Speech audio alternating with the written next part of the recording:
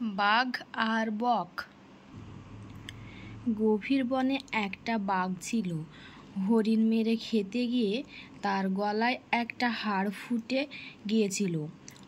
অনেক রকম চেষ্টা করেও বাঘ গলা থেকে হাড়টা বের করতে পারল না। ফলে তার গলায় বেদনা হতে লাগলো। সে যে পশুর সাথে তার দেখা হয় তাকে সে বলে, ভাই, আমার গলা থেকে হাড়টা বের করে দাও, আমি তোমাকে অনেক উপহার দেব।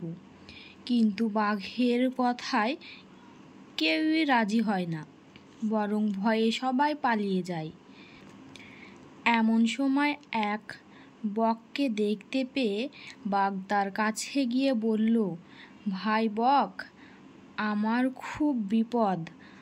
আমার গলায় একটা হাড় ফুটেছে, তুমি যদি তা বের করে দাও তাহলে আমি তোমাকে অনেক উপহার দেব। উপহারের লোভে বক রাজি হয়ে গেল। সে তখন লম্বা ঠোঁট দিয়ে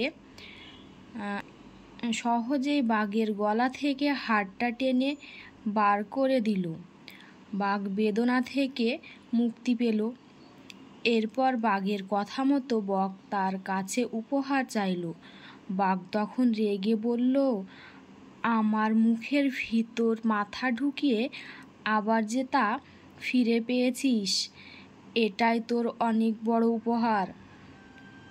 যদি তোর প্রাণের মায়া থাকে তবে সামনে থেকে পালা। বেচারা বক আর কি করে, উপহারের মায়া ত্যাগ করে প্রাণের ভয়ে পালিয়ে গেল।